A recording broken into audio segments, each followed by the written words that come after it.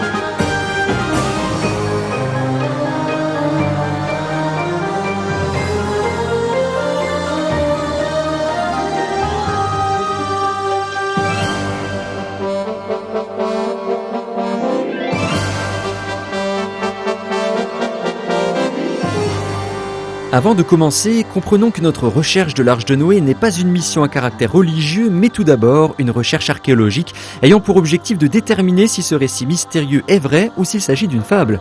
Puis dans un deuxième temps, une localisation en vue de retrouver l'arche elle-même. L'arche est probablement l'objet religieux le plus connu et le plus remis en question. Des scientifiques ont soulevé de nombreuses questions sérieuses qui ont provoqué de grandes controverses. Des milliers d'animaux ont-ils réellement embarqué à bord d'un immense bateau pour survivre à un déluge dévastateur? Comment un seul bateau, même immense, a-t-il pu abriter toutes les espèces d'animaux que nous trouvons sur Terre aujourd'hui? Comment 8 personnes ont-elles pu prendre soin de tous ces animaux et les nourrir pendant une année entière passée en mer? Pourquoi avons-nous des récits de gens qui prétendent avoir vu l'arche sur le mont Ararat alors que des douzaines d'expéditions bien financées s'y sont rendues pour la découvrir et sont revenues bredouilles? Soit l'arche est réellement là-haut, soit elle n'y est pas. Ces récits et ces descriptions de l'arche sur le mont Ararat en Turquie sont-ils les hallucinations de fanatiques religieux ou s'agit-il de rapports de témoins qui se sont honnêtement trompés? S'il en est ainsi, comment pouvons-nous expliquer la présence de bois très anciens et d'objets trouvés tout là-haut sur cette montagne dépourvue d'arbres? Pendant de nombreuses années, on a pensé que les réponses définitives à ces questions ne seraient jamais trouvées. Mais maintenant, la technologie scientifique moderne et les nouvelles explorations archéologiques commencent à percer les nombreux secrets de cet épisode longtemps oublié de l'histoire de Noé. Au cours de cette émission, nous allons suivre deux axes de recherche. Nous allons examiner d'anciens récits et rechercher des preuves historiques de l'épopée de Noé et du Grand Déluge, mais nous allons surtout orienter notre enquête vers la recherche de preuves convaincantes de l'existence de l'arche et même, si possible, essayer de la retrouver. Pour mener notre propre enquête, nous avons suivi les pas de nos prédécesseurs en reprenant les indices qu'ils avaient accumulés lors des précédentes expéditions. Il faut en effet bien être conscient que l'existence même de l'arche est depuis très longtemps l'objet de grandes controverses.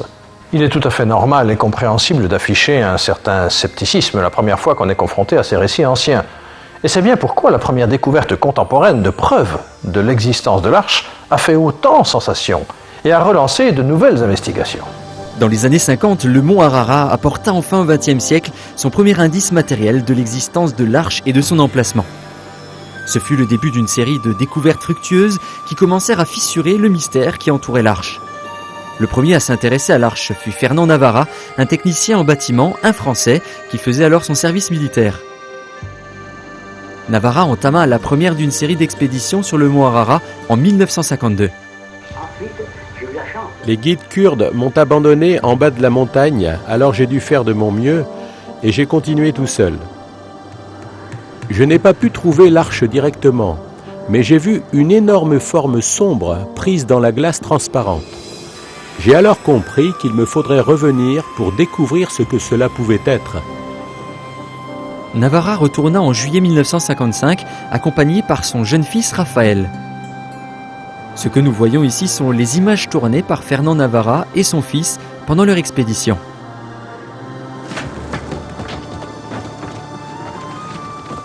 « 1955 fut une année chaude et il y eut une grande fonte des glaciers.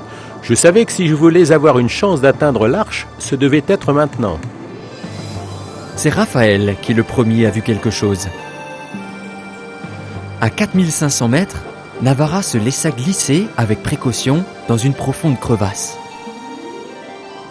On pouvait facilement voir le bois, mais il était pris dans la glace. Jusque-là, je n'avais eu aucune idée de sa taille.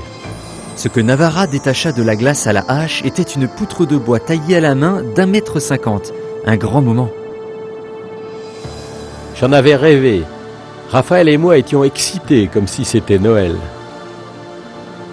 J'ai essayé de le redescendre de la montagne en le mettant dans mon sac à dos. C'était très lourd. Je n'arrivais pas à garder l'équilibre.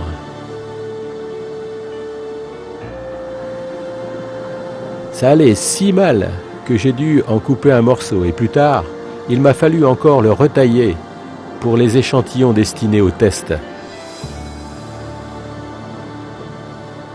Un grand moment et l'accomplissement d'un souhait longtemps attendu. Mais était-ce réellement du bois provenant de l'arche de Noé? Il fut montré que le type de bois que Navarra avait trouvé ne pouvait pas provenir d'arbres ayant poussé sur le mont Ararat. En fait, il n'y a pas de forêt à moins de 500 km de la montagne. Navarra lui-même a fait analyser le bois qu'il avait rapporté dans 3 laboratoires différents. La datation montra un âge d'environ 5000 ans, ce qui concorde tout à fait avec le récit biblique du déluge. Les tests scientifiques montrèrent que quelque chose de très vieux et de mystérieux se trouvait incontestablement sur le mont Ararat. La découverte enthousiasmante de Fernand Navarra avait ouvert la porte à une nouvelle génération de chercheurs d'arches. La plus grande partie de ce que nous savons de l'histoire de Noé provient du livre de la Genèse dans la Bible. Mais avant d'aller plus loin, peut-être faut-il d'abord répondre à une question simple. Pourquoi Dieu détruirait-il le monde et presque tous ses habitants, y compris les animaux ? La réponse donnée par la Bible montre que Dieu a vu que la terre était envahie par une terrible méchanceté. La Bible déclare que Dieu a décidé de détruire le monde parce que l'homme vivait dans la corruption. Quels que soient les autres péchés dont les gens d'alors se soient rendus coupables, les récits archéologiques démontrent qu'ils avaient des comportements d'une violence incroyable. Bien que la violence ait toujours fait partie de la façon de vivre de l'homme, de nombreux écrits anciens, grecs et hébreux, indiquent qu'il y avait beaucoup de corruption et de violence parmi les peuples de la terre. Il y avait beaucoup de meurtres.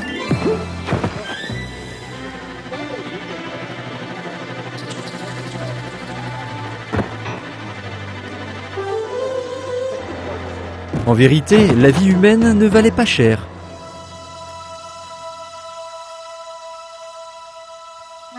Mais Dieu vit qu'un homme et sa famille étaient justes. Cet homme, c'était Noé. La Bible rapporte que Dieu parla directement à Noé et lui dit « Pour moi, la fin de toute chair est arrivée, car à cause des hommes, la terre est remplie de violence, et je vais les détruire avec la terre. » Le texte biblique nous apprend qu'il avait une femme et qu'ils avaient 3 fils, Sem, Cam et Japheth. Parce que Noé était un homme juste qui marchait avec Dieu, ils furent épargnés par le déluge, y compris les femmes des fils de Noé. En tout, seulement 8 personnes. Certains prétendent que l'histoire de Noé, comme beaucoup de choses dans la Bible, ne sont rien de plus que d'anciennes légendes sans véritable fondement. Mais quand les scientifiques ont commencé à fouiller pour trouver des faits, ils ont fait des découvertes surprenantes. Charles Berlitz, auteur de nombreux livres, y compris The Lost Ship of Noah, le bateau perdu de Noé, est un linguiste renommé qui a étudié le récit du déluge en détail. Dans toutes les cultures que j'ai étudiées, l'histoire de Noé et du déluge sont pratiquement identiques, et cela dans toutes sortes de langues anciennes. Que ce soit en perse, en babylonien, en égyptien ancien, en chinois, en sanskrit, la seule chose qui change de temps en temps, c'est le nom de Noé. Il n'apparaît pas seulement dans la Bible, mais aussi dans le Coran, le livre de l'islam. On y rapporte l'histoire de Noé, ou Nuh en arabe, qui échappa au déluge dans l'arche avec sa famille. Ces récits contribuent certainement à appuyer l'histoire de Noé. Mais y a-t-il un appui archéologique à ces récits ? On trouve le récit du déluge en écriture cunéiforme sur des tablettes babyloniennes, akkadiennes et sumériennes qui sont maintenant au British Museum. Mais on a retrouvé des récits du déluge encore plus anciens, en caractères chinois individuels. Ces caractères chinois remontent vraiment à un lointain passé. Et on trouve les plus anciennes formes de caractères chinois dans des récipients de bronze. Dans certains récipients utilisés pour les cérémonies, on a trouvé des inscriptions à l'intérieur des récipients. À l'encontre de ceux qui le nient, on trouve des preuves historiques de l'existence de Noé et du déluge. 272 mentions pour être exact dans toutes les civilisations et cultures du monde entier, y compris les cultures aztèques, incas et espagnoles trouvées dans le Nouveau Monde.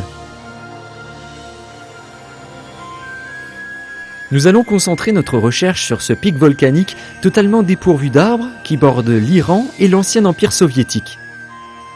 Le mont Ararat s'élève à environ 5160 mètres, couvrant 60 km².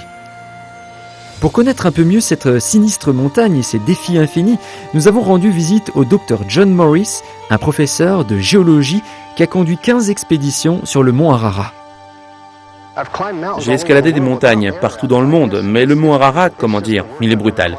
C'est le pire que j'ai escaladé. Réellement, vu du sud, on dirait un joli cône volcanique, mais sur la face opposée, il y a cet incroyable canyon, la gorge Aura. Il est à peu près 1,5 fois plus haut que le Grand Canyon, avec des parois à la verticale. Impossible à escalader. Il est recouvert d'une calotte glaciaire tout au long de l'année qui érode continuellement les couches volcaniques et produit des avalanches qui rabotent tout sur leur passage. Chaque après-midi, il y a une tempête en haut de la montagne et les vents soufflent à plus de 160 km/h.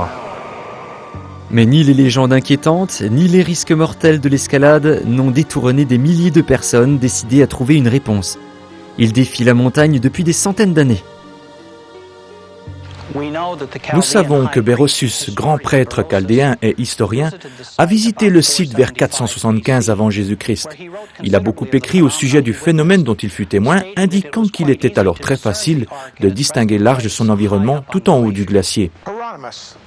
Aramanus, l'historien égyptien de l'an 30 avant Jésus-Christ, qui fut l'auteur d'une histoire ancienne de la Phénicie, mentionne l'existence de l'arche sur le mont Ararat.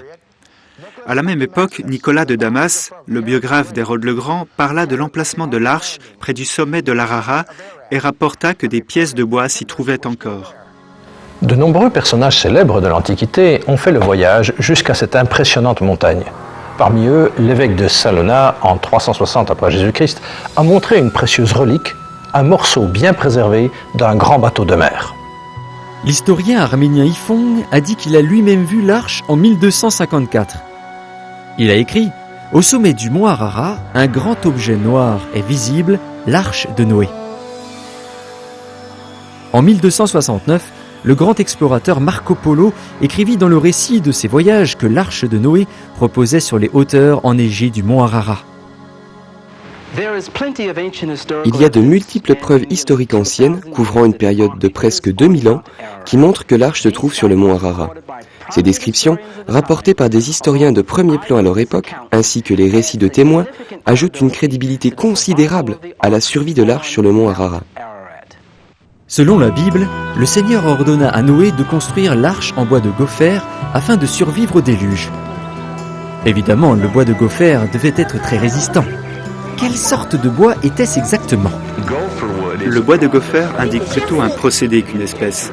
En Israël, dans les temps anciens, ils avaient un arbre particulier dont on suppose qu'ils coupaient l'écorce et collectaient la sève pour coller les pièces de bois. Une fois durci, l'ensemble devenait incassable. On ne pouvait pas plus le casser dans un sens que dans l'autre. C'était alors une sorte de contreplaqué, parce que le bois de gopher est un procédé, un stratifié. Que ce processus ait ou non été utilisé, le vaisseau devait avoir été incroyablement résistant à cause de ses immenses dimensions. Une longueur de 300 coudées par 50 coudées de large et 30 de haut, une coudée équivaut à environ 44 cm. À quoi cela correspond-il au juste ? Elle contenait 55 000 mètres cubes, ce qui équivaut à 170 wagons de marchandises. L'arche a dû être pensée dans cette perspective. Pensez à un immeuble d'une hauteur de 4 étages sur toute la longueur et vous en avez une idée. Dieu dit à Noé de faire une arche comportant 3 niveaux. La construction de l'arche a pris de nombreuses années. Les voisins de Noé venaient pour rire et se moquer d'eux, alors que Noé et sa famille travaillaient pour la terminer. La construction à la main d'un vaisseau de ces dimensions laisse rêveur.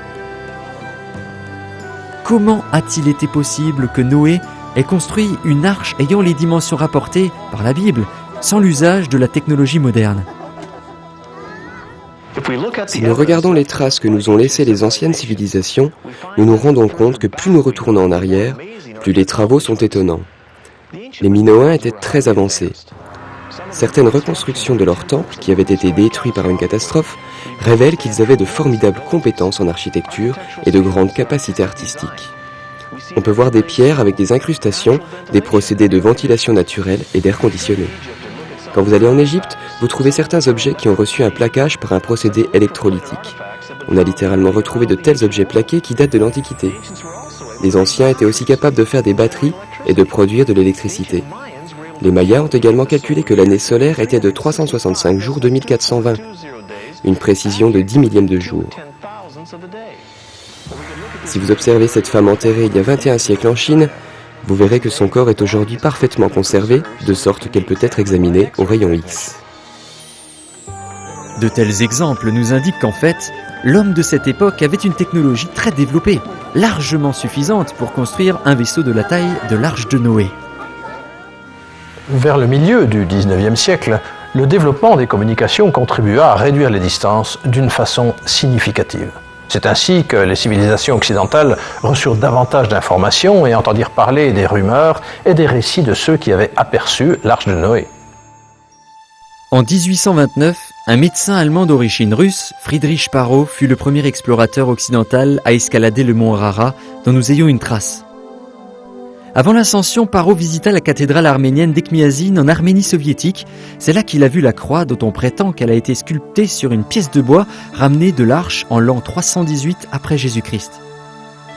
Paro écrivit que la sculpture mesurait 30 cm de long par 22 de large et qu'elle avait été brunie.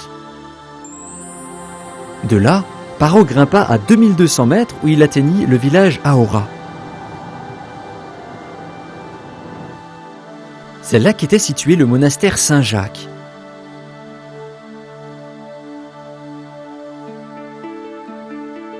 À cet endroit, il vit d'anciens manuscrits ainsi que des reliques de l'Arche.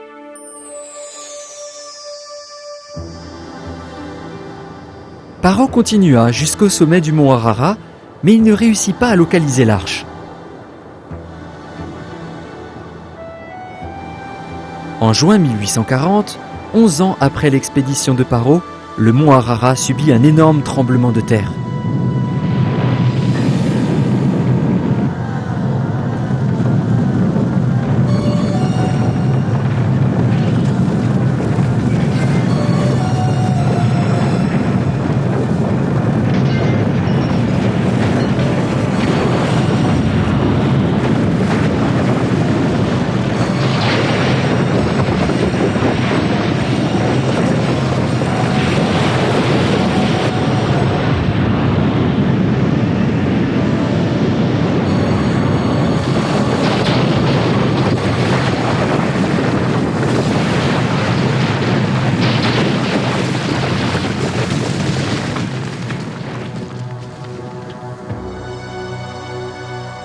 Le monastère et la plupart des 2000 maisons et bâtiments de la région furent détruits par le tremblement de terre.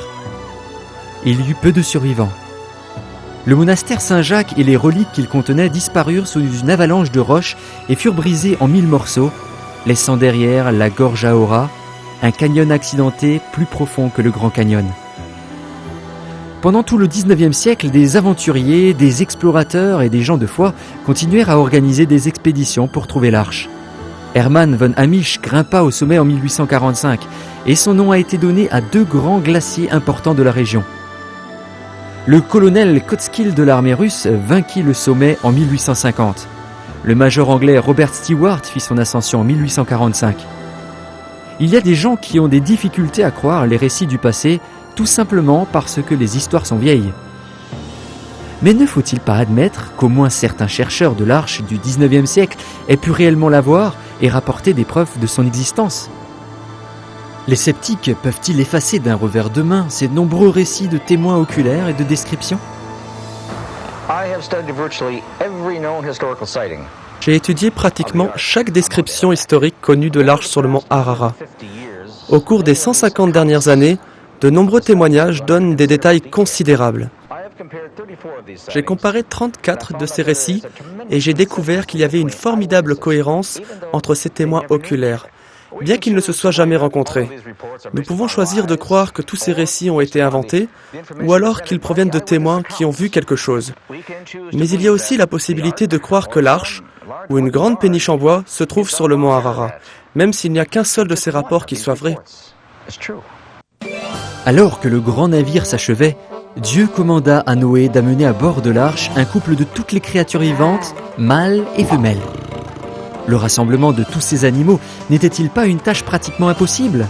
Un exploit totalement improbable? La Bible dit « Les animaux viendront dans l'arche ». Dans ce cas, il faut se demander comment les animaux ont pu trouver ce lieu.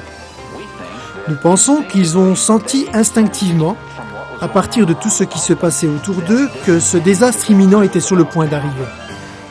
Ils ont donc été amenés, ou peut-être même conduits, à chercher un lieu sûr et sont donc venus vers l'arche.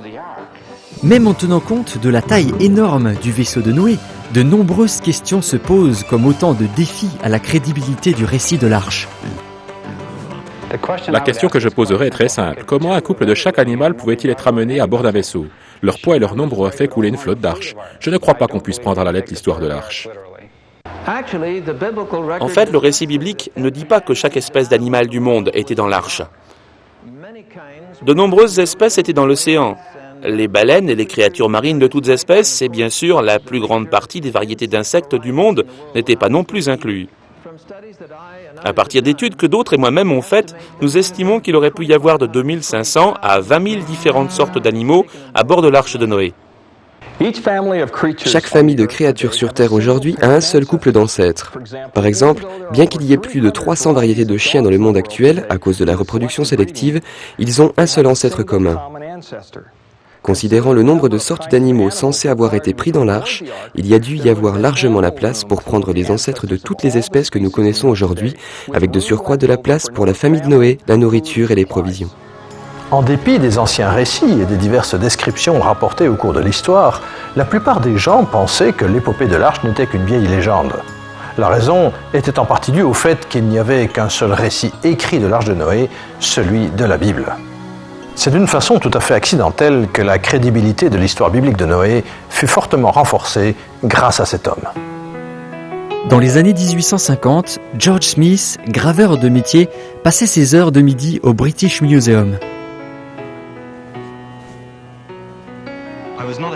Je n'étais pas un spécialiste en archéologie, mais j'avais une fascination infinie pour tout ce qui touche à l'histoire, avec un intérêt très particulier pour les objets de l'ancienne Assyrie, bien que je ne sois jamais allé dans cette partie du monde.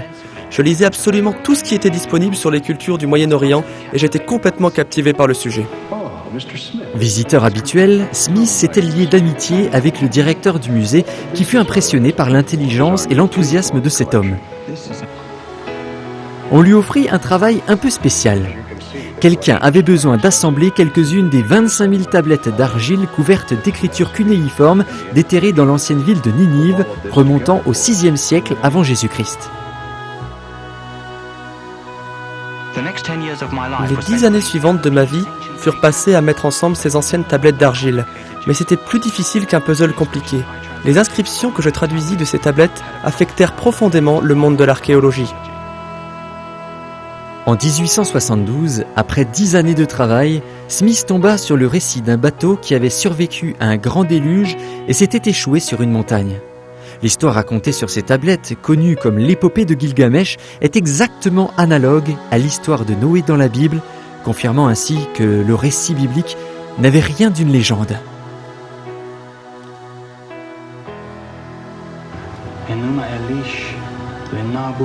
Les découvertes fabuleuses de George Smith excitèrent énormément la curiosité scientifique et ravivèrent l'intérêt du grand public pour l'arche et sa possible découverte. En 1876, James Bryce, un homme d'État britannique considéré, juriste et écrivain, se rendit au mont Ararat. Bryce entreprit la première tentative d'escalader la montagne en solitaire, dont on est le récit. Au cours de sa randonnée, il découvrit un morceau de bois coupé à la main de 1,20 m de long et de 13 cm d'épaisseur, partiellement pétrifié. Il le trouva à 4600 mètres d'altitude sous la neige. Les journaux les plus importants, y compris le New York Times, publièrent l'histoire de Bryce, parlant alors de la découverte de l'arche de Noé. Mais la nouvelle théorie de l'évolution de Charles Darwin était en train de gagner en popularité. Le récit de Bryce, qui semblait appuyer les concepts religieux, fut largement ignoré. En 1883, le gouvernement turc envoya une expédition au mont Ararat pour examiner les dégâts du récent tremblement de terre. Les membres de l'expédition racontèrent la découverte de la partie apparente d'un très vieux bateau sortant de la glace à une altitude de 4600 mètres. On mesura l'arche, on y entra et l'équipe rapporta avoir vu plusieurs stalles et des cages à l'intérieur du grand vaisseau. Malheureusement, une fois encore, le rapport turc n'éveilla que très peu l'intérêt international à cause de la popularité d'alors de la nouvelle théorie de Darwin. La longue tâche qui consistait à rassembler les animaux dans l'arche était presque terminée. Dieu dit à Noé, « Rentre dans l'arche, toi et toute ta famille, parce que je t'ai trouvé juste au milieu de cette génération. » Ceux qui vinrent voir le spectacle pensèrent qu'il s'agissait d'une pure folie. Un décret divin, par Noé, dans 7 jours, il allait envoyer un déluge d'eau du ciel et effacer de la surface du sol toutes les créatures vivantes qu'il avait faites. C'est alors que la porte de la grande arche fut fermée.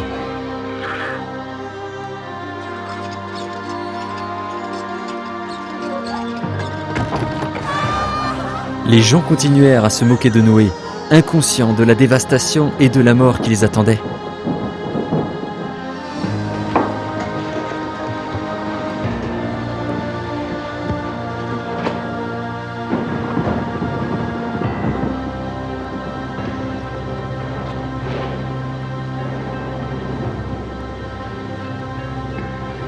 Ça doit être le début.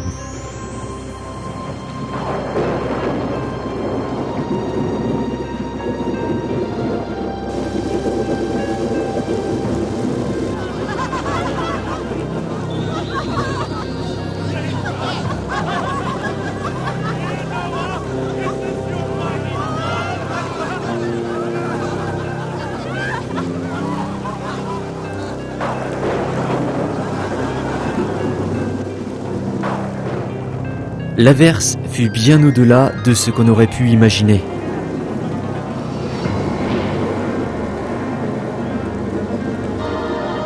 Leurs moqueries disparurent alors, leur inquiétude se transforma en peur.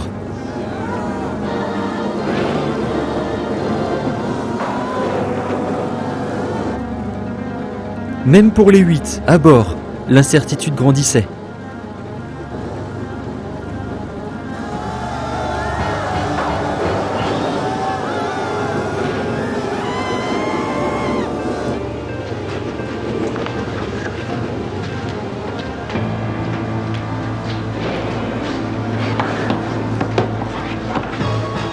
Père, on ne peut pas les laisser mourir.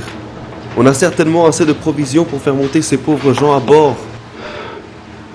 Tu sais que j'aimerais faire ce que tu dis. Mais il y a un grand dessein, un plan dont nous faisons tous partie. Nous ne pouvons absolument rien y changer.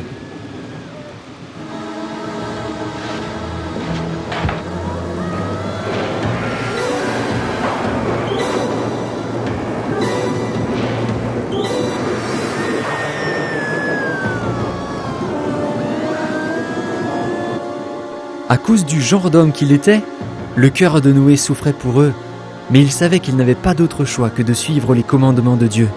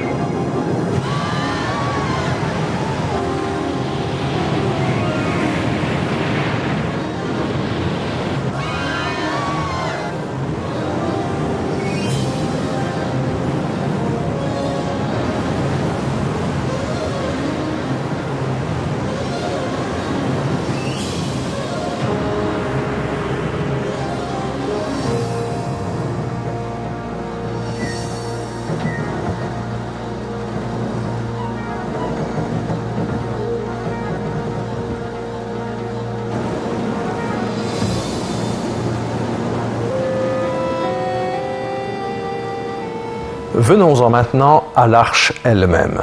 À quoi était-elle censée servir pendant le déluge? L'arche était-elle vraiment capable de sauver des vies? Un bateau de mer ayant les dimensions de l'arche aurait-il pu supporter des trompes d'eau pendant 42 jours, survivre à une violente tempête et être ballotté par la mer pendant des mois interminables?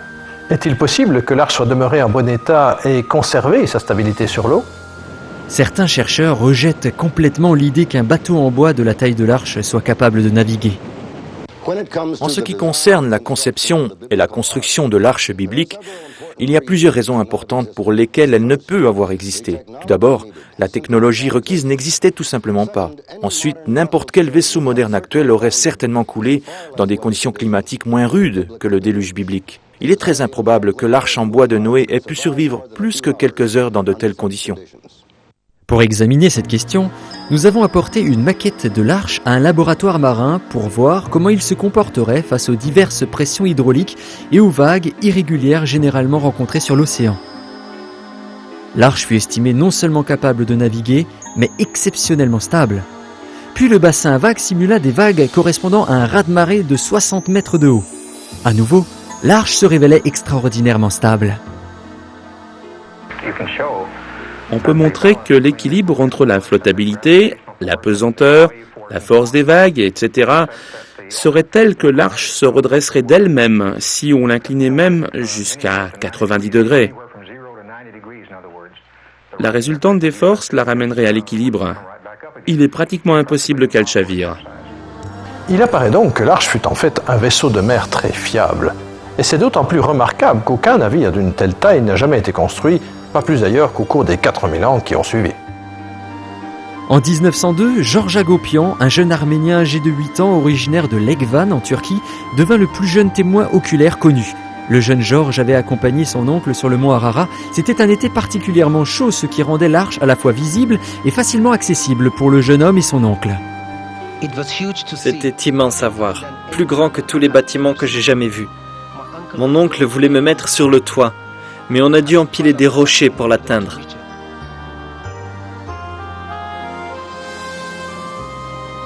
Alors Georges s'élança et put atteindre le toit du vaisseau. Des membres de ma famille nous avaient raconté des histoires sur l'arche. Et maintenant, c'était moi qui me tenais vraiment dessus. Tout près, je pouvais voir un trou dans le toit. Je suis allé regarder à l'intérieur, mais c'était trop sombre pour y voir quoi que ce soit. Il y avait des morceaux cassés ici et là, mais c'était encore suffisamment solide pour pouvoir marcher dessus.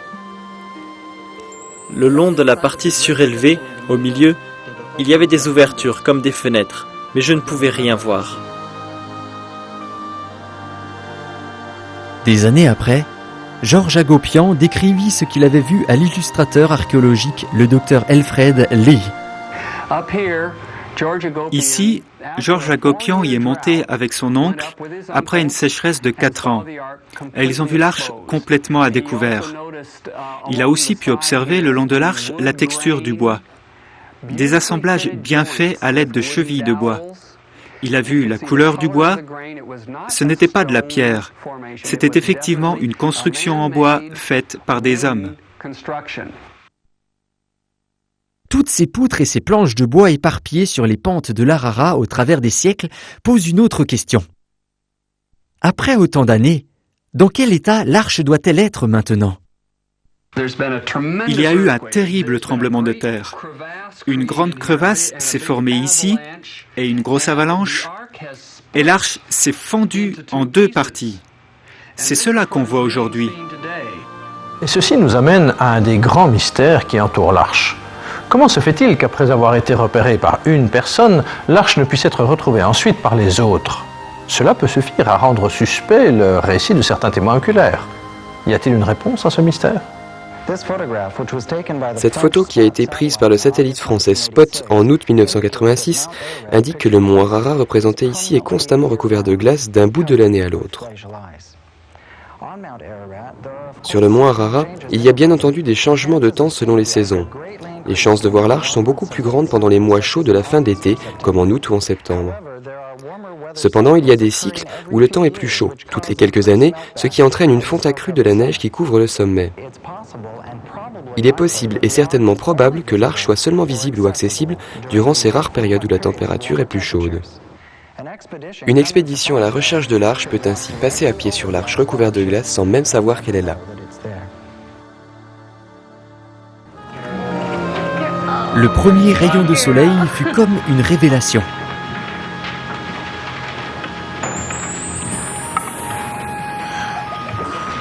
Le soleil! Venez tous voir vite! Oh, vous avez vu? Oh. Le soleil. C'est le moment d'ouvrir la porte.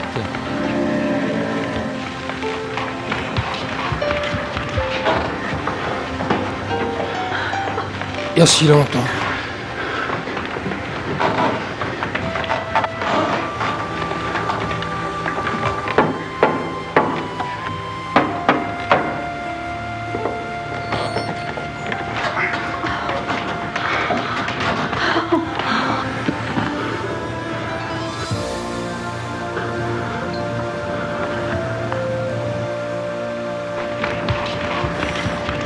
On va quitter l'arche bientôt? Pas encore, j'en ai peur. Le Seigneur nous révélera son plan le moment venu. En fait, ils durent rester à bord sur les flots pendant 7 mois encore. Les passagers humains à bord de l'arche n'étaient qu'au nombre de 8. Cependant, il fallait nourrir plusieurs milliers d'animaux et s'en occuper pendant tous ces mois passés en mer. Cela semble impossible. Comment Noé et les siens auraient-ils pu y parvenir? Dans l'arche, on peut penser qu'il faisait très sombre, principalement à cause de la tempête. Dans ces conditions, les animaux de l'arche se nourrissaient sans doute moins, dormaient davantage et, dans de nombreux cas, on peut supposer qu'ils hibernaient. Le repos, la quantité réduite de nourriture, le sommeil, l'obscurité, toutes ces choses pouvaient faire que la famille de Noé était plus que suffisante pour s'occuper des animaux, même pendant plus d'une année. Ce fut en 1916 que la série des témoins oculaires connut un autre tournant important. Peu après la Première Guerre mondiale, un pilote russe, le lieutenant Zabalotsky, fit connaître le récit remarquable de sa découverte de l'arche sur l'Ararat. J'étais avec un petit groupe d'aviateurs, à environ 40 km au nord-est du mont Ararat. Un nouveau moteur de haute altitude avait été installé sur un des avions et j'avais été envoyé pour un test en vol. En faisant le tour de la montagne, j'ai vu là une structure sombre, énorme, quelque chose de la taille d'un navire de guerre. C'était une embarcation bizarre, mais très clairement un bateau arrondi vers le haut. Les nouvelles de la découverte de Zabalotsky atteignirent le tsar Nicolas lui-même. En 1917, le tsar envoya 2 compagnies de soldats pour localiser et voir en détail cette trouvaille extraordinaire. Les soldats trouvèrent l'arche et la mesurèrent. Ils firent aussi un relevé photographique du grand bateau. Malheureusement, c'était au moment où la révolution communiste était en train d'éclater dans le pays. Résultat, les rapports et les photographies de cette expédition n'ont pas été retrouvées et on suppose qu'elles sont perdues ou cachées dans une chambre forte du Kremlin. Cependant, quelqu'un les a vues. Megan Butler, des éditions Rainieri Gateway, Washington, a récemment publié le livre Anastasia. Il raconte la biographie de la fille du tsar russe. Il y a eu une controverse autour d'une expédition russe et d'une découverte de l'arche vers 1916 ou 1917. Notre auteur a passé 20 ans à rechercher Anastasia, la dernière survivante de la famille royale russe. Durant une de ses conversations privées avec elle, il a été stupéfait quand elle lui a parlé d'une expédition que son père, le tsar, avait ordonnée et qui devait mesurer et photographier l'arche de Noé. Elle lui a dit avoir réellement vu les photographies et le compte-rendu de cette expédition. Elle lui a aussi dit avoir porté une croix fabriquée avec le bois de l'arche de Noé. Pendant la Seconde Guerre mondiale, les pilotes alliés effectuèrent de nombreuses missions dans les alentours du mont Ararat. Cette revue française de 1969 rapporte le récit de Vladimir Roskovitsky, dont l'avion survola une sorte de carcasse d'un navire gigantesque. Cet article étonnant dans un magazine de vulgarisation très connu en France à l'époque date de 1969. Il est intéressant de remarquer que la bonne foi des témoins oculaires de l'arche n'y est pas remise en question. J'étais en Afrique du Nord avec le bataillon SIB et je travaillais pour l'armée de l'air. Avec un de mes amis pilotes, un soir, nous avons décidé de prendre un café et alors que nous étions au mess des officiers, nous avons entendu la conversation de quelques officiers au sujet de photos qu'ils avaient prises lors de leur vol au-dessus de la Turquie et au-dessus du mont Ararat. Et alors qu'on regardait les photos, on a commencé à s'y intéresser et à les regarder de plus près. Et certains d'entre eux disaient « Tu sais, ça pourrait être l'arche de Noé ?» Laissez-moi vous dire ce que j'ai vu sur ces 3 photos. Tout d'abord, les 3 photos montraient un pan de glace qui était sur le bateau avec un angle comme celui-ci. La glace le couvrait, mais pas ici. Quand on regardait du côté droit, il y avait une ouverture en bas où ça avait été éventré. Je voyais les différents, 1 ou 2 étages et aussi une structure le long de ce côté-ci. Pour ces pilotes, il n'y avait aucun doute que c'était l'arche de Noé. Et une photo semblable est parue dans le Star and Stripes vers 1944. Je suis convaincu qu'à ce moment-là, j'étais en train de regarder l'arche de Noé. Je n'ai aucun doute là-dessus, et les pilotes non plus. Dans la Genèse, nous lisons que les eaux s'étaient renforcées de 15 coudées et que toutes les hautes montagnes qui étaient sous tous les cieux furent couvertes. Les pics des plus hautes montagnes de la Terre auraient donc été recouverts par une dizaine de mètres d'eau. Les inondations sont un phénomène courant dans la nature. Peu de parties du monde sont à l'abri de ces ravages. Mais le récit biblique du déluge de Noé nous parle d'un gigantesque désastre mondial. Un déluge mondial requérant des milliards et des milliards de mètres cubes d'eau. Peut-on trouver une trace quelconque confirmant que tout cela s'est réellement produit ? Les déluges, qu'ils soient grands ou petits, font partie intégrante de la nature de la planète. Il y a beaucoup d'indications de déluges dans l'Antiquité, mais personnellement, j'ai des doutes sur une masse d'eau qui aurait recouvert la Terre entière pendant 150 jours. Il y a une quantité considérable de preuves d'une catastrophe universelle par un déluge massif. Et je vois la plupart de ces preuves dans les traces de fossiles. On a retrouvé partout sur la planète des fossiles d'animaux et de poissons enterrés soudainement alors qu'ils nageaient, ensevelis d'une façon catastrophique à un moment donné. Une des découvertes de fossiles les plus fascinantes qui montrent des animaux en train de nager inclut des rhinocéros, des hippopotames et des zèbres brûlés dans les cendres volcaniques du Nebraska, des centaines de dinosaures à Alberta, au Canada, noyés dans un déluge de cendres volcaniques, et en Écosse, des tonnes de poissons ont été trouvés dans des positions de terreur, les nageoires étendues et les yeux gonflés. Un autre cimetière de fossiles, celui de Geiselthal en Allemagne, montre un mélange de plantes et d'insectes de toutes les zones climatiques. Quand ces sortes de fossiles sont trouvés ensemble, c'est habituellement symptomatique d'un déluge mondial et d'un ensevelissement rapide. Si, comme la Bible le déclare, tous les sommets des montagnes furent submergés par l'eau, est-ce que nous pouvons en trouver une preuve ? D'un point de vue géologique, j'ai remarqué deux choses qui indiquent que cette montagne volcanique de plus de 5000 mètres était autrefois sous l'eau. D'abord, c'est la présence sur l'Ararat de ce que l'on appelle de la lave pilo. Cette lave est une formation unique qui apparaît quand de la lave en fusion sort de la terre sous l'eau. Ce fait suffit à indiquer que la montagne était à une certaine époque sous l'eau. Deuxièmement, nous avons trouvé sur le mont Ararat des cristaux de sel qui n'ont pu se former que sous l'eau. Ces cristaux de sel ont été trouvés à 4600 mètres d'altitude, ce qui indique qu'au moins jusqu'à la hauteur des neiges éternelles, cette montagne se trouvait sous l'eau. Ces indices montrent donc qu'effectivement le déluge a bien été massif et a recouvert toute la terre. Il apparaît de plus en plus que les événements relatés par le récit biblique de l'histoire de Noé doivent être vrais. Le déluge dévastateur mondial que connut Noé avec les légendaires 40 jours et 40 nuits de pluie est un des épisodes les plus longs et les plus dramatiques de la Bible. D'autres questions difficiles restent à résoudre avant de pouvoir accepter le récit du déluge. Toute cette eau, d'où venait-elle ? Comment a-t-elle pu augmenter dans de telles proportions et recouvrir toute la terre ? Et lorsque le déluge s'est arrêté, où s'est-elle retirée ? Souvenez-vous que nous ne sommes pas en train de parler ici d'une petite inondation, mais d'un immense cataclysme mondial au cours duquel les eaux ont recouvert même les plus hautes montagnes. La Bible dit en effet que même les plus hauts sommets étaient submergés par plusieurs mètres d'eau. Le premier chapitre de la Genèse décrit précisément le firmament ou atmosphère que Dieu avait créé autour de la terre. En décrivant les eaux au-delà du firmament, l'Écriture suggère que dans les temps précédant le déluge, il y avait une voûte de vapeur d'eau autour de la terre, tout à fait comme de gros nuages. Cela faisait que toute la terre connaissait alors une température pratiquement homogène qui lui assurait un climat agréable.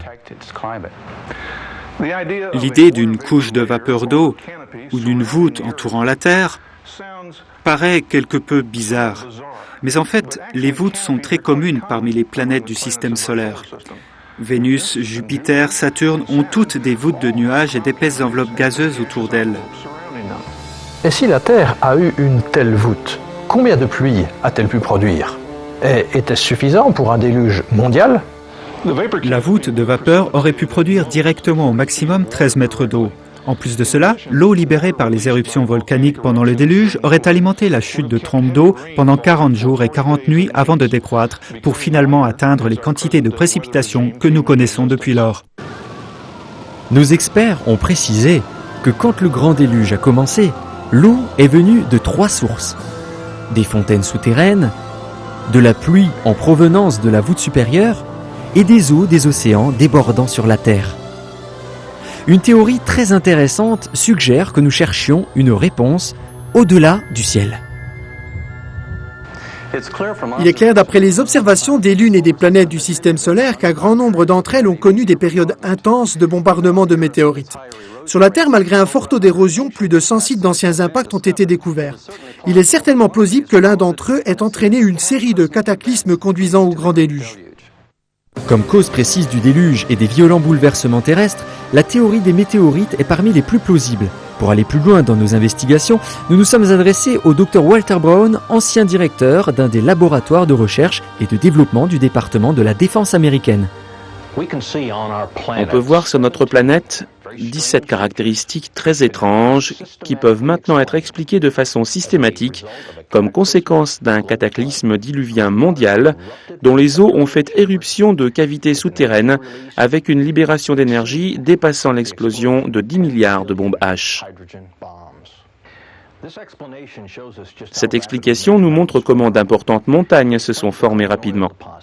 Cela explique les mines de charbon et de pétrole, la rapide dérive des continents, pourquoi dans les fonds océaniques on trouve d'énormes fosses et des centaines de canyons et de volcans. Cela explique la formation des strates et la plupart des fossiles de mammouths congelés, les soi-disant périodes glaciaires et les grands canyons terrestres, spécialement le Grand Canyon.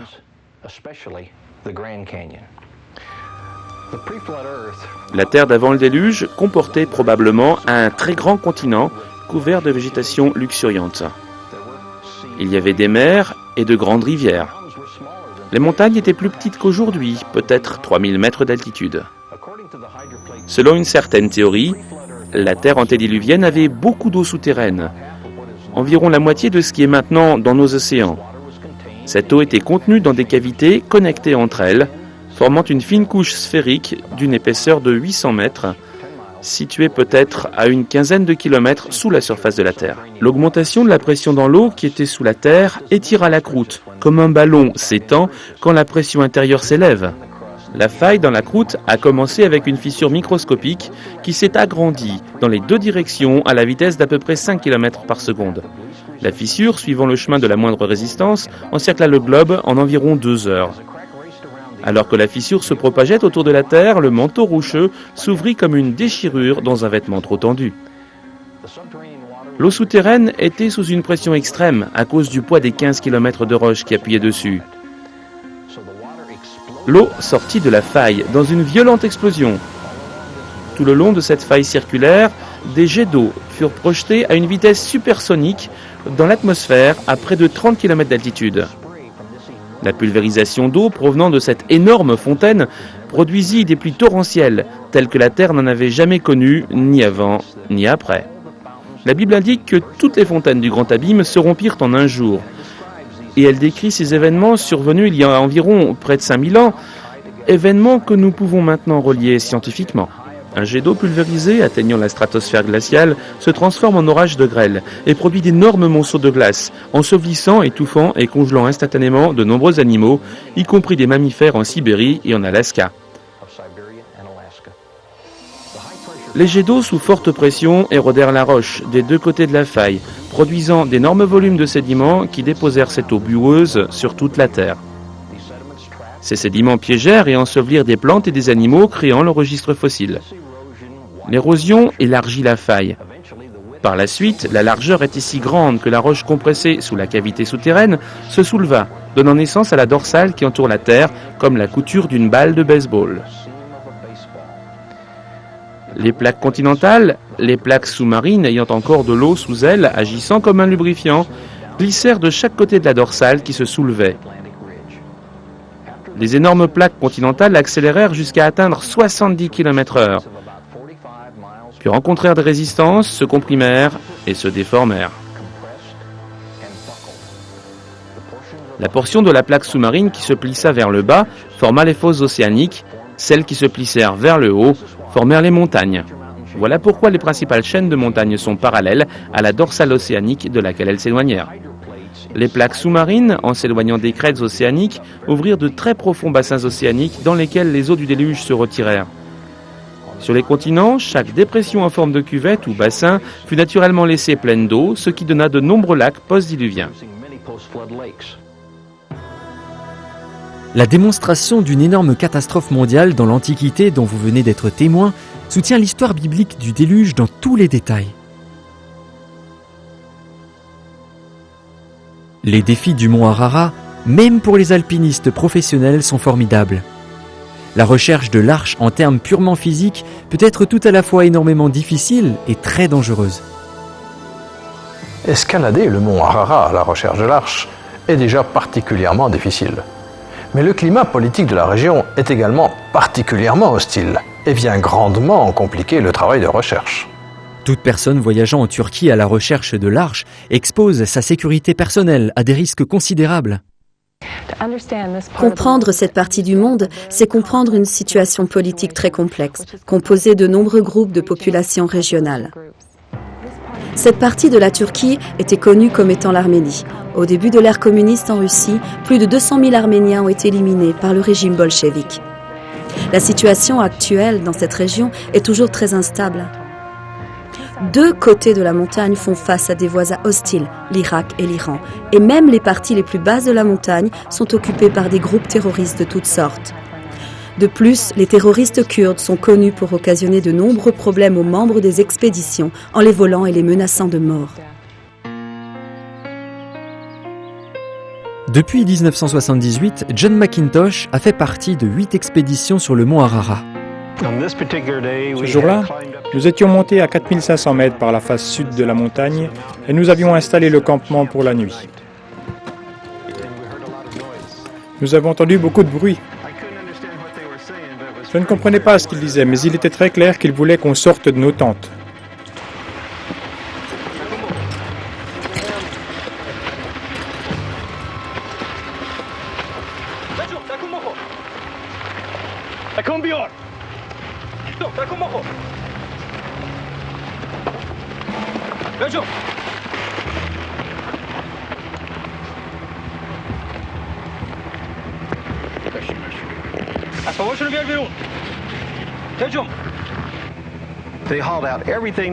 Ils ont sorti tout ce qu'on avait, mis de côté nos appareils photo et tout ce qui avait de la valeur qu'ils voulaient garder.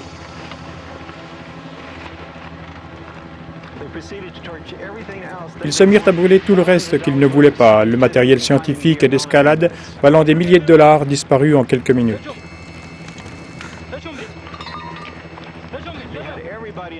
Tout notre groupe recula et se mit en ligne. À ce moment-là, je ne me rendais pas compte de ce qui était en train de se passer jusqu'à ce que je lève les yeux. Je peux vous dire que là, tout le monde priait. On a vraiment pensé, ça y est.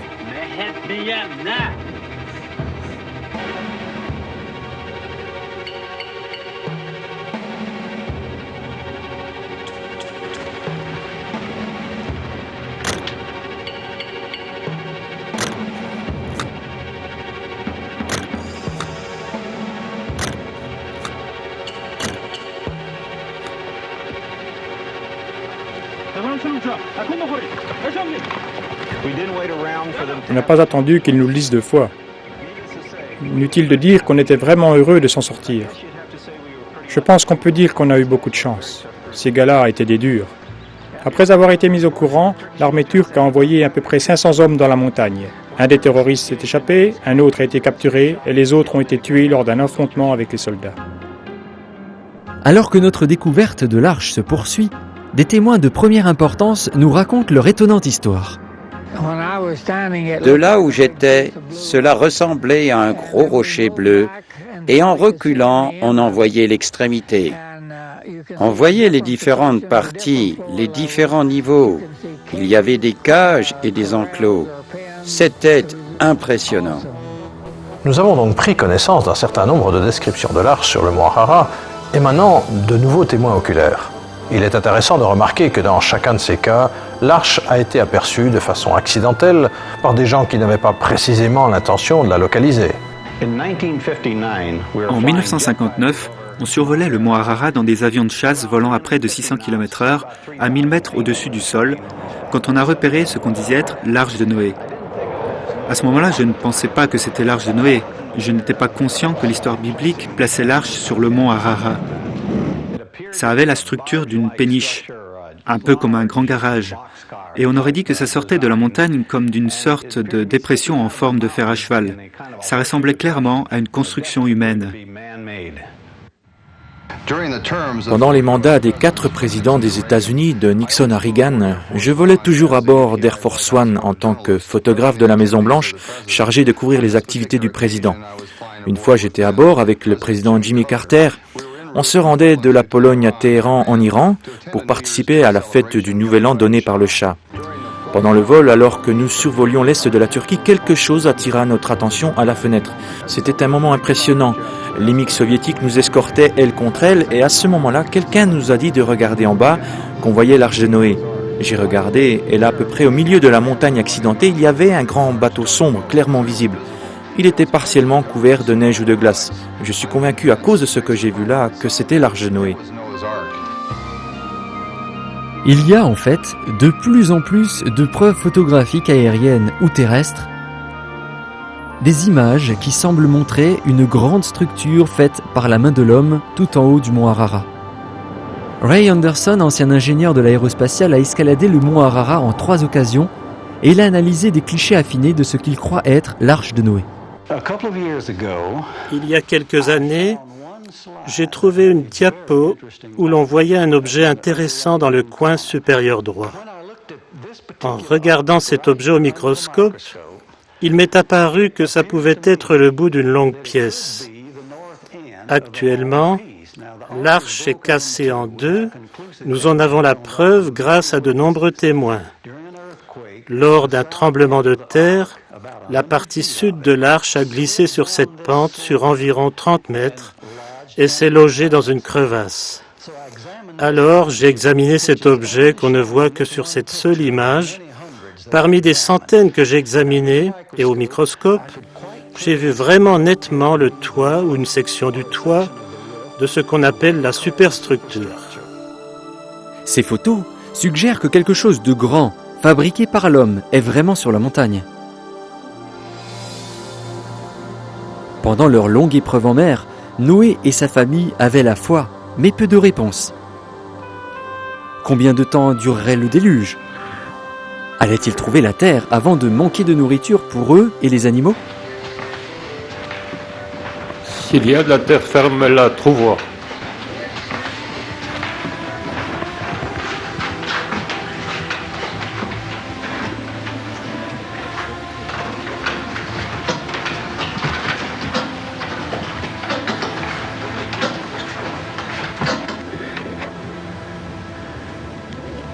Noé fit sortir une colombe de l'arche afin qu'elle cherche de la terre sèche qui aurait pu émerger des eaux du déluge. Mais la colombe revint, n'ayant trouvé aucune place pour se poser. Plus tard, Noé fit ressortir la colombe. Cette fois, elle revint tenant une branche d'olivier dans son bec, indiquant ainsi que les flots avaient diminué.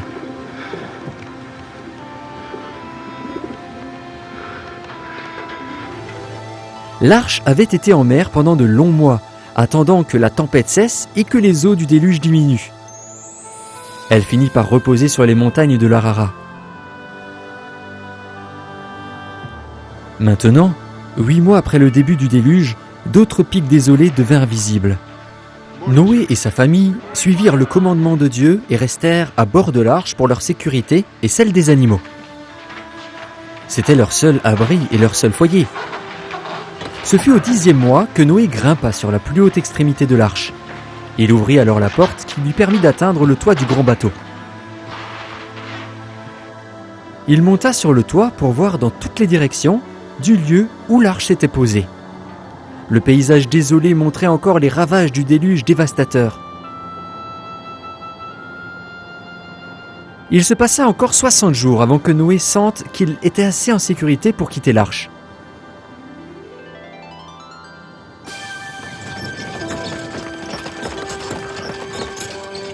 En tout, Noé et sa famille furent à bord de l'arche 375 jours.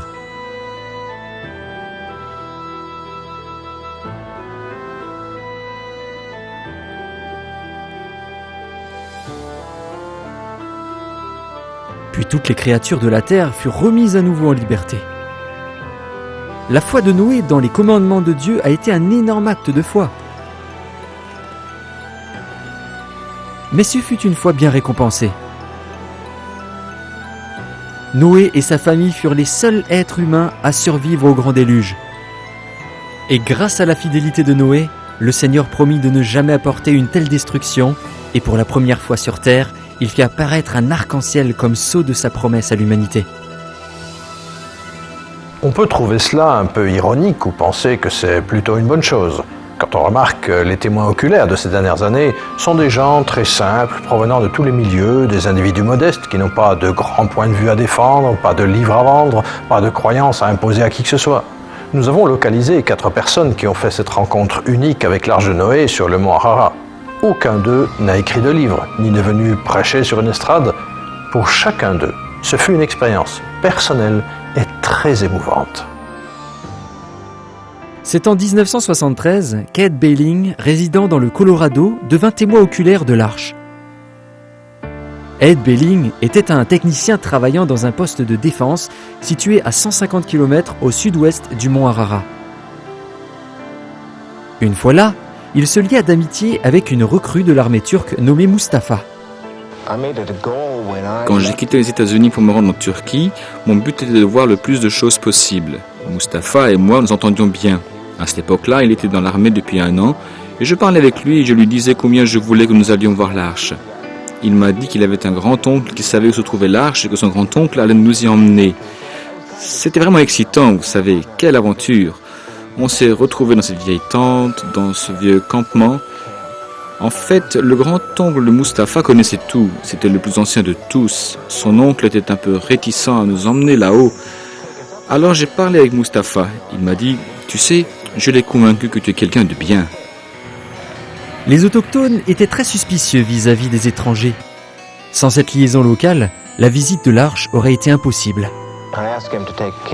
Je lui ai demandé si je pouvais prendre un appareil photo, mais il ne préférait pas.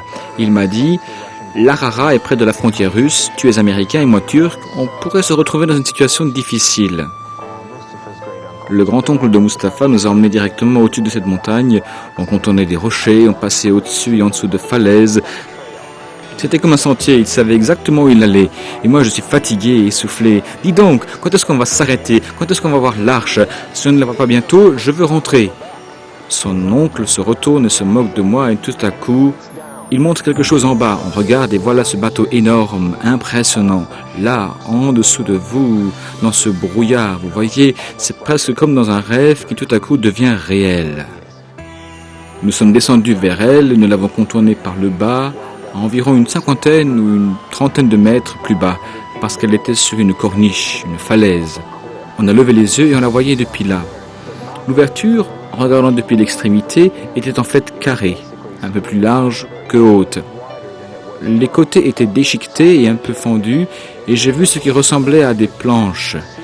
Et comparé à la colline, à la falaise sur laquelle elle se trouvait, elle paraissait énorme. C'est dur de se rendre compte, et quand j'y repense, c'est toujours difficile à imaginer. En 1943, il y avait un autre militaire stationné au Moyen-Orient, Ed Davis. Comme Ed Bailing, Davis était ami d'un jeune homme, un civil, pour qui il travaillait, dont le nom était Abbas Abbas. Il le remercia en lui proposant de voir l'arche de Noé sur le mont Harara. À ce moment-là, on ne pouvait pas voir l'arche. Quand on pourrait la voir, il reviendrait me chercher. Quelques mois plus tard, il est revenu et m'a dit « On peut la voir, allons-y ». On était tous attachés avec une grande corde à 6 mètres les uns des autres. Je n'ai jamais eu aussi froid, été aussi mouillé, aussi affamé et aussi fatigué de toute ma vie que quand je suis allé là-haut. Il essayait de me montrer l'arche.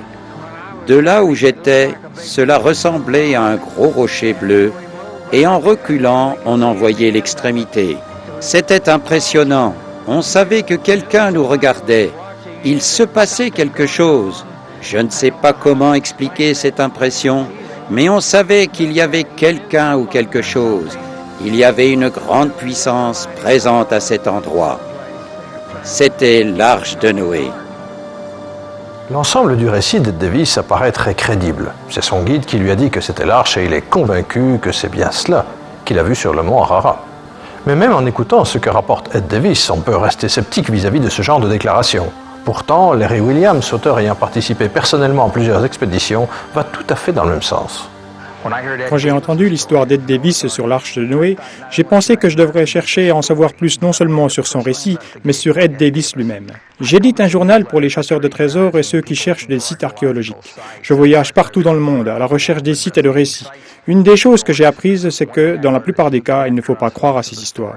L'éditeur Larry Williams pensait business quand il décida de faire asseoir Ed Davis pour le passer au détecteur de mensonges. En fait, Larry loua les services d'un des plus grands experts. Il décida de tester la parole de l'homme, son intégrité et sa réputation. Je suis allé à Albuquerque dans le Nouveau-Mexique et j'ai engagé un expert dans le maniement des détecteurs de mensonges. Il a environ 15 ans d'expérience dans les forces de police. Je lui ai raconté l'histoire d'Ed Davis et il m'a dit « Larry, donne-moi une demi-heure avec ce gars et je vais le faire craquer. » Après 2 heures de tests intensifs, l'expert est sorti et m'a dit « Larry, je ne peux pas te dire sur quelle montagne Ed Davis se trouvait. Je ne peux pas te dire si c'était l'Arche de Noé. Mais ce que je peux te dire, c'est qu'Ed Davis a bien vu un bateau et qu'il ne ment pas. » Le destin joua un rôle important dans le témoignage de cet homme, le docteur Ahmet Ali Arslan. Le docteur Arslan est le responsable du bureau de Washington pour un important journal turc et un ancien responsable de diffusion de la station de radio La Voix de l'Amérique. Mais surtout, il connaît le mont Ararat comme bien peu de gens.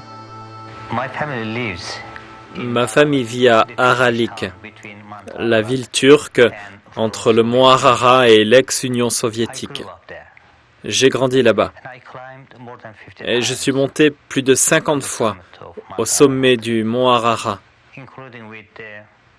y compris avec de nombreux explorateurs internationaux reconnus, comme Fernand Navarra ou l'astronaute James Irwin, décédé depuis.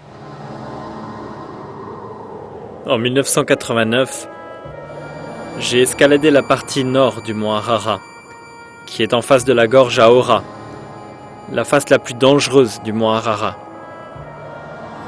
couverte d'énormes glaciers avec des crevasses très dangereuses. Parce que je suis de nationalité turque, j'ai eu la permission de faire des recherches à certains endroits du mont Ararat où les autres ne pouvaient pas aller. Je suis allé examiner un certain endroit repéré sur une photo satellite comme emplacement possible de l'Arche de Noé. J'approchais du site. Soudain, la neige et la glace ont cédé.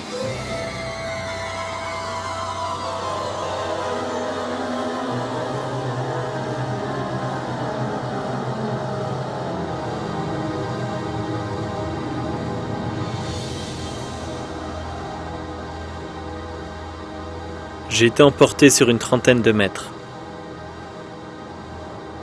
J'ai eu la chance de ne pas tomber dans une crevasse, autrement je serais mort.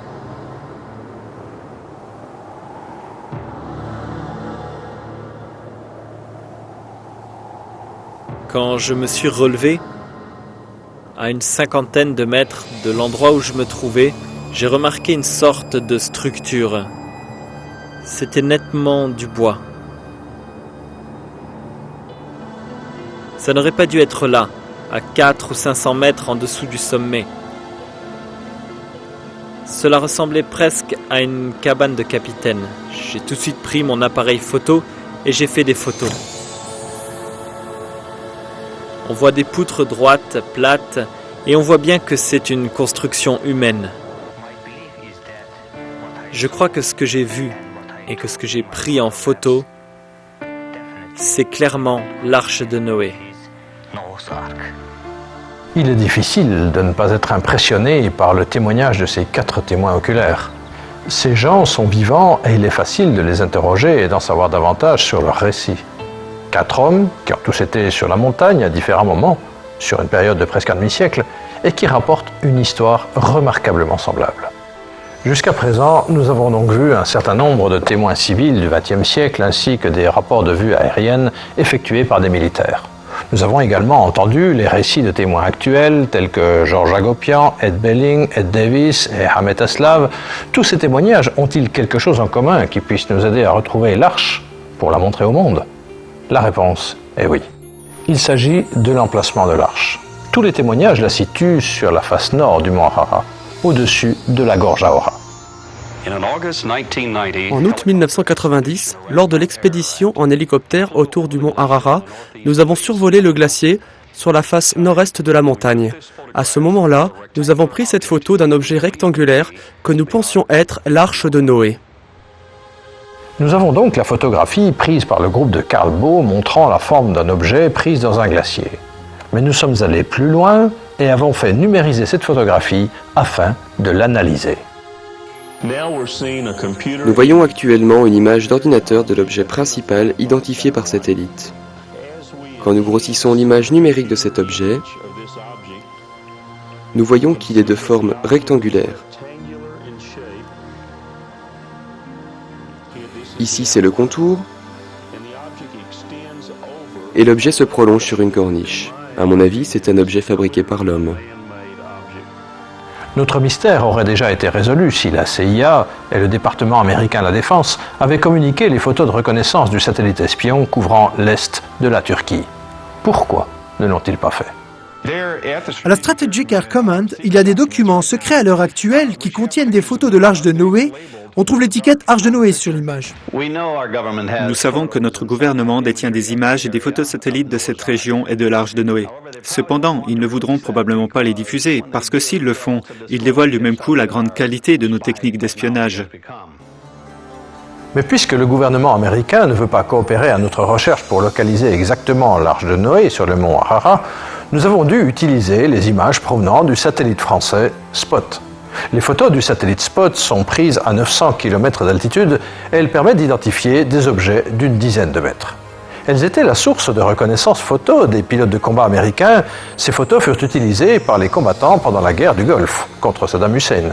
Nous avons utilisé les dernières technologies pour notre recherche et il est intéressant de remarquer qu'un objet difficile à distinguer sur une photo prise à 200 mètres dans le brouillard peut être scientifiquement identifié avec davantage de précision en utilisant une animation 3D réalisée à partir de clichés pris à quelques centaines de kilomètres d'altitude. Les photos prises par le satellite Spot ont été apportées à Task, une société basée à Boston. Cette entreprise est spécialisée dans l'imagerie et l'animation 3D de sites géographiques. C'est ici que nous allons pouvoir situer exactement les endroits repérés par satellite.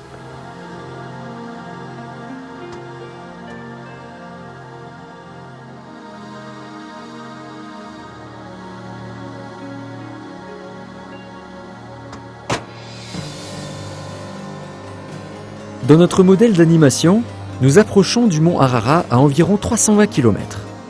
Nous voyons le petit Ararat en premier plan, et alors que nous approchons les deux montagnes, nous nous apprêtons à voler entre les deux dans un vol circulaire autour de l'Ararat. L'animation montre clairement les glaciers sur la montagne et la grande cicatrice de la gorge Aora du côté nord, au-delà de laquelle l'arche a été vue. La gorge Aora est un spectacle impressionnant de falaises à pic tout le long de la ligne neigeuse de l'Ararat qui continue au-dessus en de multiples pics.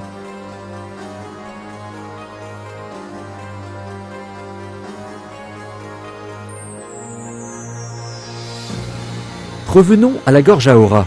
En traversant les glaciers Abish, nous allons examiner 3 endroits où des parties de l'arche ont été localisées par satellite, aussi bien que par des témoins oculaires pour déterminer si nous pouvons nous faire une meilleure idée des lieux. Tout d'abord, nous allons regarder dans cette région qui a la forme d'un hameçon sur le plateau est, où Ray Anderson croit que se trouve le plus grand morceau de l'arche. En passant de 11h à 5h sur une montre, nous arrivons directement au-dessus du lieu localisé par le satellite Spot et dépeint par les photos prises lors de 3 différentes expéditions réussies. C'est grâce aux images du satellite Spot que nous allons pouvoir localiser exactement l'Arche de Noé sur le mont Ararat, là où l'ont situé les satellites militaires, les témoins oculaires et les photographies aériennes. Dans ce centre informatique, ce que nous voyons sur notre écran d'ordinateur, ce sont des images du mont Ararat prises par le satellite Spot. Cette crevasse en forme de S mesure à peu près 500 mètres de long et 30 mètres de large. Au milieu, on voit clairement un objet sortant de la neige sur une corniche rocheuse.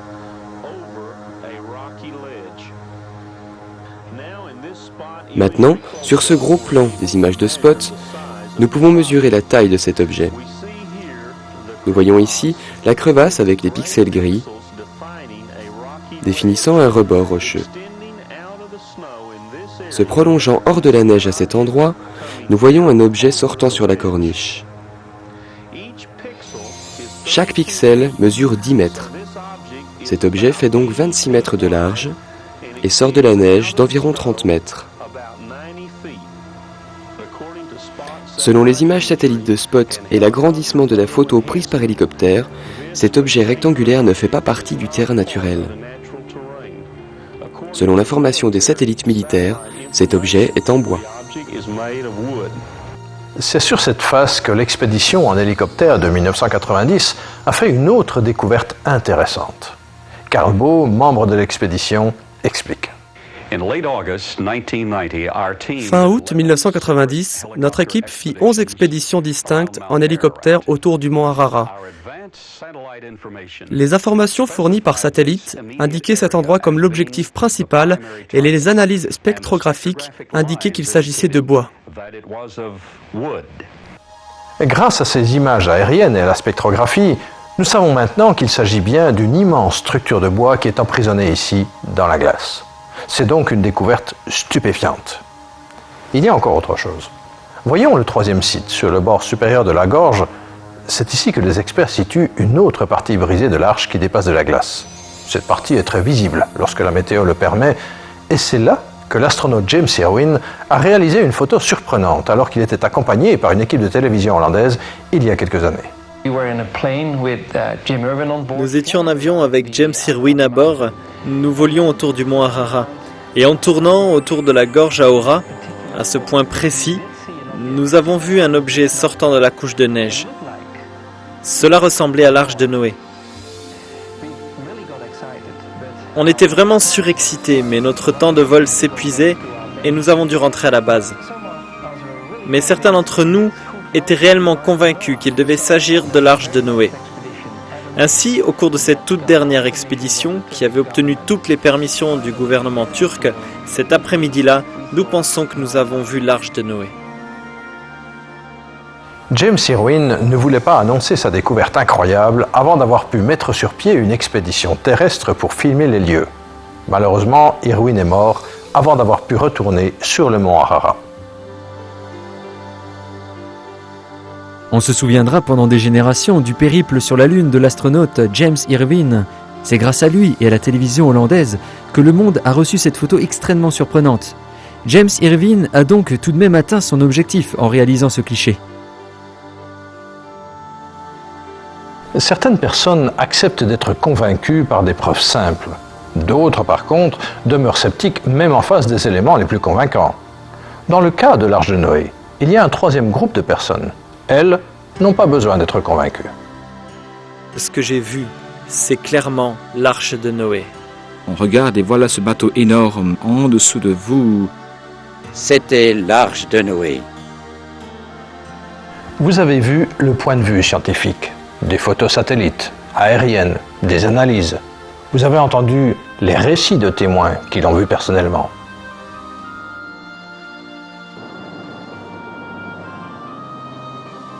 J'en avais rêvé.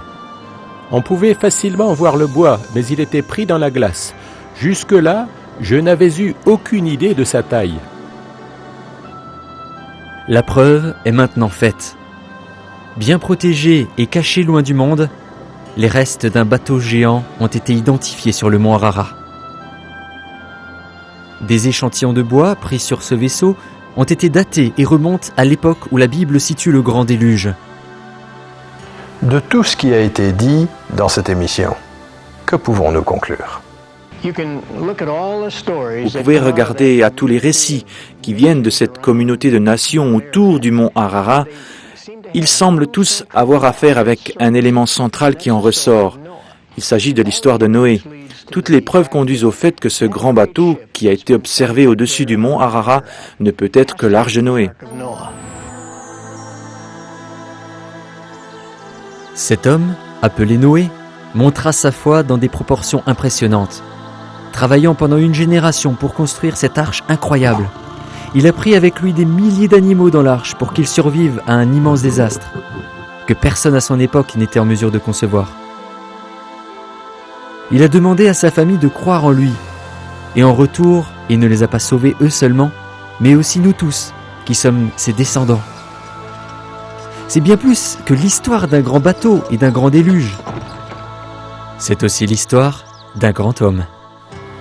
N'est-il pas remarquable que ce livre, gardé soigneusement comme un grand trésor et un guide pour les croyants, apparaisse soudain aussi comme un document historique exceptionnel? Les dernières avancées de la science et la technologie moderne, comme vous l'avez vu, semblent montrer la réalité des événements que la Bible rapporte depuis près de 3000 ans. Si l'arche de Noé se trouve bien emprisonnée dans les glaces du mont Ararat, comme semble l'indiquer le poids des évidences, qu'allons-nous faire de cette information nouvelle et extraordinaire? Au début du XXIe siècle, serons-nous capables d'accepter que la Bible soit vraie? Cela remet en question pas mal de choses, n'est-ce pas?